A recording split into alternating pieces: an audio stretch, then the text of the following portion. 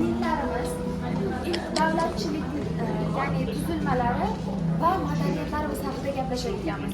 Ortimizdagi bu g'or, ya'ni dast avval biz guruh bo'lib yashashni boshlaganimiz va ilk til ko'nikmamiz ham aynan mana shu g'orlarda sodir bo'lganini guvoh bo'lar ekanmiz.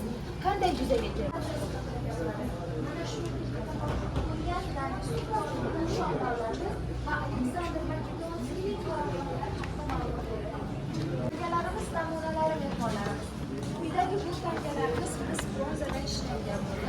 Aleksandr Makedonskiyga tegishli. O'rta qismdagilari bizga tushunarli bo'lishi uchun kattatilgan shaklda o'rin olgan. Va ekranlarimizda shu tangalarimiz, ya'ni topilgan hududlarimiz keltirilgan. Asosan Samarqand, Buxoro hududlarimiz tabiiylik ustiga e'tibor qilish kerak. Ma'lumotlarimizning keyingi mehmonlarimiz marhamat. Bu Kamtar tepa yodgorligi. Avval eshitganmizmi mana shu nomni? Kamtar tepa so'zi. Inventorda Oks Aleksandriyasi deb nomlanadi. Oks bu Abu Daryo, Aleksandriya Aleksandr Makedonskiy nomidan kelib chiqqan. Oks aynan mana shu suv qismi bu Amudaryo suvlaridir. Hudud esa Makedonskiyning qarorgohi. Surxondaryo hududida joylashgan bu yodgorlik Aleksandr Makedonskiyning qarorgohi bo'lgan. Amudaryoning suv oqimlari doimiy yetib turish natijasida mana shu qismi yuvilib ketgan. Bu hozirda mavjud emas. Bizgacha faqat mana shu chekka qismlari saqlanib qolgan xolos.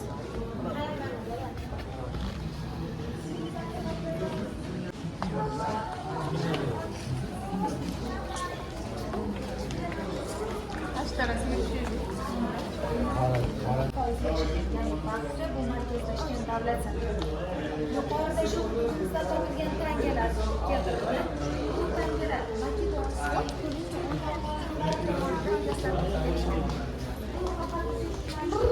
Qo'masoni ma'noda yana qayta qo'llanilgan ekan. Ona bug'uni ko'rdik. Ona bug'u bu avloddan yaxshi saqlanib qolgan ekan. Bunga nima sabab bo'lgan? Bunga g'arb madaniyati kirib keldi hududimizga. Ya'ni mana shu Kamtartepani qurishda Aleksandr Makedonskiy o'zi bilan birga ohakda olib kelgani uchun mustahkam sanalgan. Ya'ni vaqtlar o'tishi bilan ko'milib ketmagan, balki yuvilib ketmagan. Eng yaxshi mustahkam saqlanib qolgan majmualardan biri. Suv haydadi. Vaqt o'tib esa siz bilan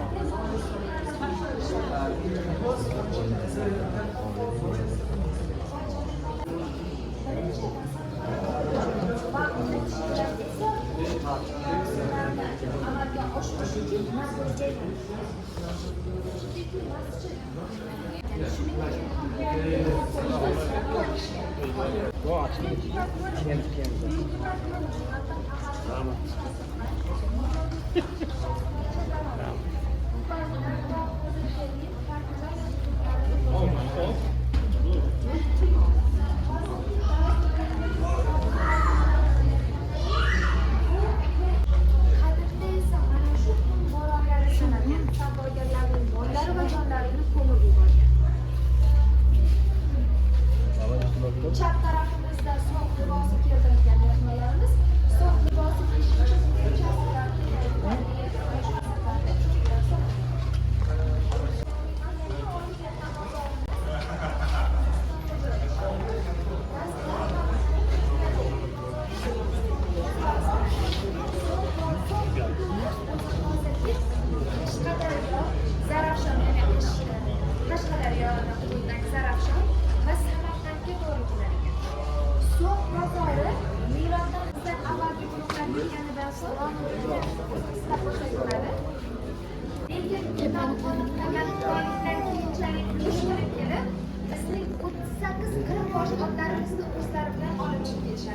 nima uchun?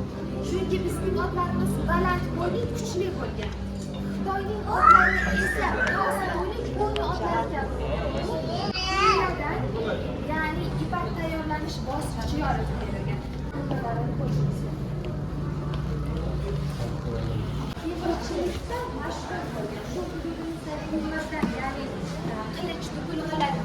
boshqa hududlarga eksport qilingan.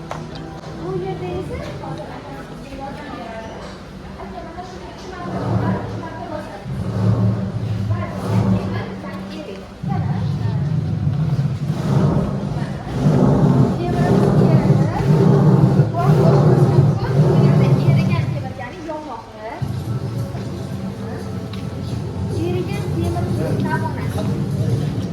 erigan temirni dastgohimizga ko'chirdik. Qarashingiz mumkin mehmonlarimiz, marhamat. Erigan temir dastgohga ko'chirilib, biz dastgohimizni tushiradigan bo'lsak, ya'ni qilichni yasalish guvoh qo'shimiz mumkin.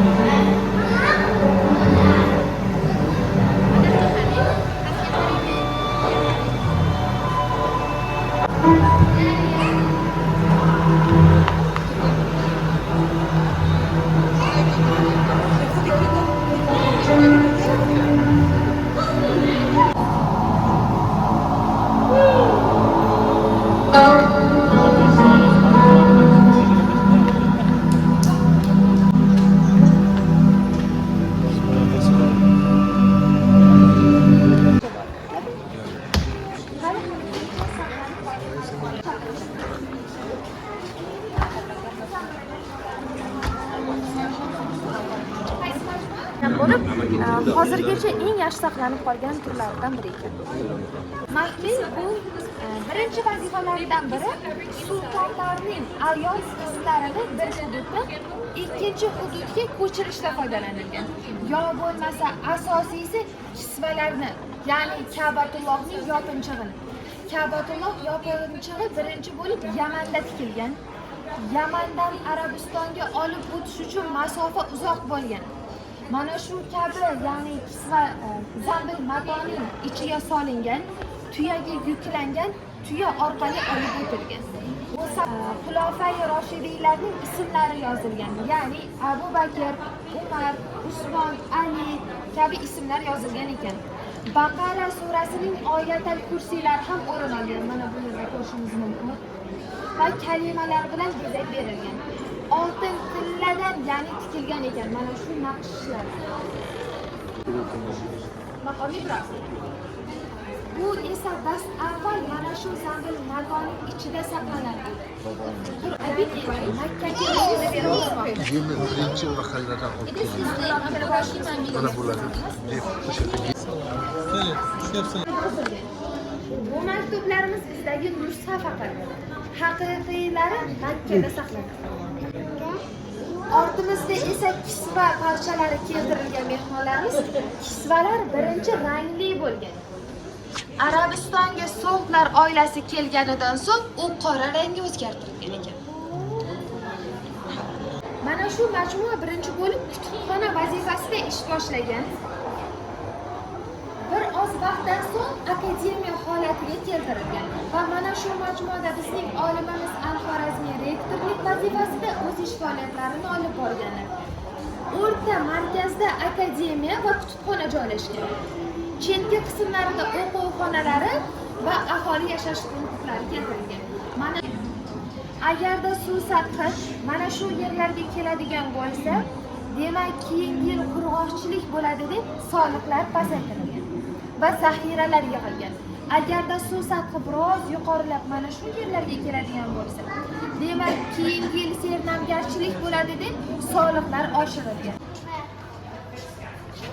Men faqat algebra sohasiga emas, balki geometriya faniga ham katta hissa qo'shganman. Buxoriy maqbarasi Samarqandda 5 gektar hududda, ya'ni joylashgan ekan. Bizning markazimizdan qariyb 4,5 barobar. Mana shu bitta, ya'ni Toshkentda majmuasidan bironta majmua qurilmagan. Oqsaroy, ya'ni Shahrisabzdagi Oqsaroy majmuasi Amir Temurning onasiga atab qurilgan. Bu majmua to'laligicha saqlanib qolmagan, ya'ni orqa taraflari barchasi buzib yuborilgan, faqat kirish qismi saqlanib qolgan. Kim tomonidan buzilgan? Kim biladi? Mana shu 1402-yillarda Umar Xattob ismli mana shu Xattob Amir Temur yozib ketgan. Mana shu kabi rasadxonalardan foydalanadi.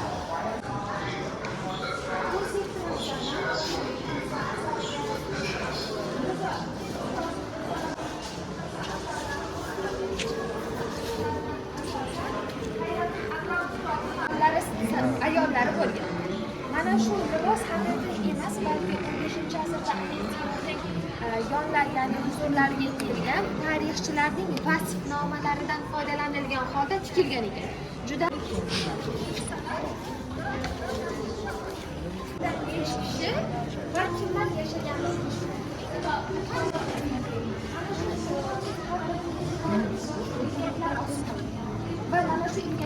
Buyuk sivilizatsiyalar vatani, buyuk kashfiyotlar mamlakati, Markaziy Osiyoning yuragi, dinlarning beshigi, ma'naviy an'analar xazinasi, muqaddas islom zamini.